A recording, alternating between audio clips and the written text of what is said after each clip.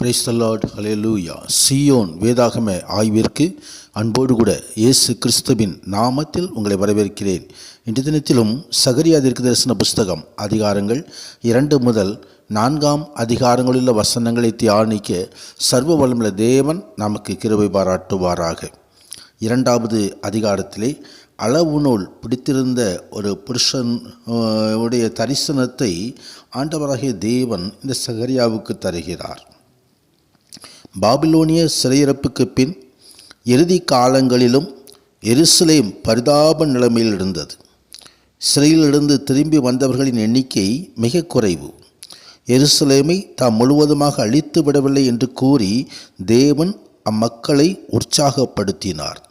பூமியிலேயே மிக சிறந்த ஸ்தலமாக அது மாறும் என்று ஆண்டவர் அதை சுட்டி காட்டினார். ஆம், வெளிப்படுத்தின விசேஷம் 21ஆம் அதிகாரத்திலே அலங்கரிக்கப்பட்ட மணவாட்டியாய், அலங்கரிக்கப்பட்ட ஒரு நகரமாய் எருசலேம் இறங்கி வந்ததை பத்மதீவிலே யோவான் தரிசனத்திலே கண்டார். கர்த்தருடைய பரிசுத்த நாமத்திற்கு மகிமை உண்டாவதாக. ஆம், கர்த்ததாமே அக்கினி மதிலாய் எருசலேமை சுற்றிலும் இருக்கப் போவதால் தேவனாய் கர்த்ததாமே அதை முக்கியப்படுத்துகிற காரியத்தை குறித்து நாம் பார்க்கிறோம். 2 நகரங்கள் ஆதியாகமம் முதல் வெளிப்படுத்தின விசேஷம் வரைக்கும் மிக அதிகமாய் சொல்லப்பட்டிருக்கிறது. ஒன்று எருசலேம், இன்னொன்று பாபிலோன். எருசலேம் ஆவிக்குரிய ஜீவியத்திற்கு அடையாளமாக இருக்கிறது. பாபிலோன் மாம்ச காரியங்களுக்கு அடையாளமாக இருக்கிறது. இங்கே சகரியாவின் இங்கே இந்த தரிசனத்திலே அங்கே வந்துதான காரியங்கள் சீயோன் குமாரத்திக்கு ஒரு செய்தியை கொண்டு வந்தது.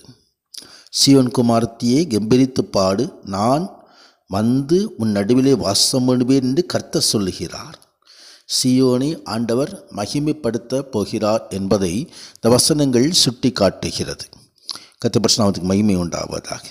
3வது அதிகாரத்திலே பிரதான ஆசாரியனாகிய யோசுவாவுக்கு ஆண்டவராகிய தேவன் பரிசுத்த வஸ்திரங்களை தரிப்பிக்கிறதை குறித்ததான ஒரு தரிசனத்தை ஆண்டவர் தருகிறார்.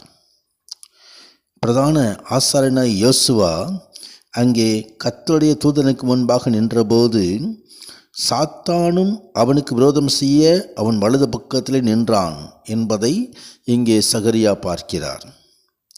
கர்த்தர் சாத்தானை நோக்கி, கர்த்தர் உன்னை கடிந்து கொள்வாராக, சாத்தானே எருசலேமை தெரிந்து கொண்ட கர்த்தர் உன்னை கடிந்து கொள்வாராக, இவன் அக்கினி நின்று தப்புவிக்கப்பட்ட கொல்லி அல்லவா என்று சொல்லி சாத்தானை நோக்கி சொல்கிறதான ஒரு காரியம்.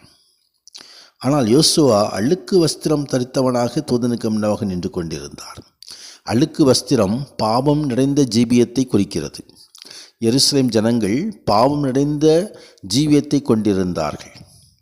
எனவே ஆண்டவராகிய தேவன் அவர்களுக்கு ஒரு ரட்சிப்பை வஸ்திரத்தை கொடுக்கும்படி, ஒரு புது வஸ்திரத்தை தரிப்பிக்கும்படி ஆண்டவராகிய தேவன் அந்த யோசுவாவுக்கு சகாயம் செய்தார்.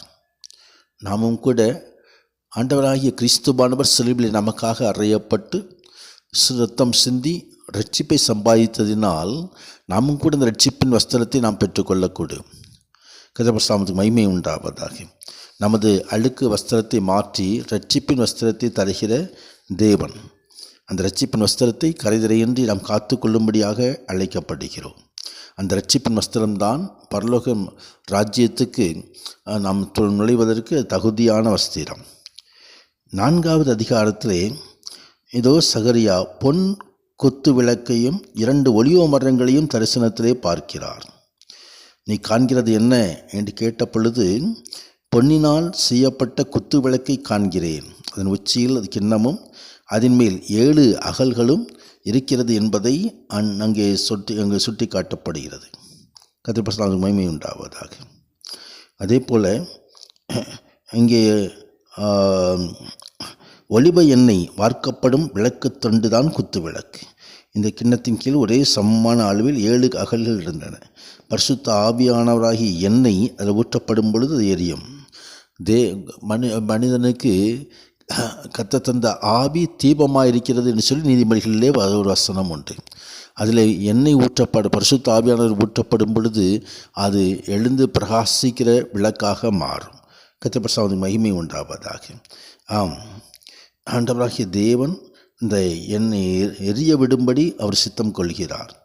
கர்த்தருக்கு மகிமை உண்டாவதாக.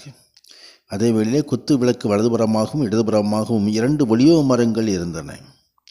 அந்த ஒலிவ மரங்கள் 2ம் சர்வலோகத்துக்கு ஆண்டவருக்கு சமூகத்தில் இருக்கிற அபிஷேகம் பெற்றவர்கள் என்றார்.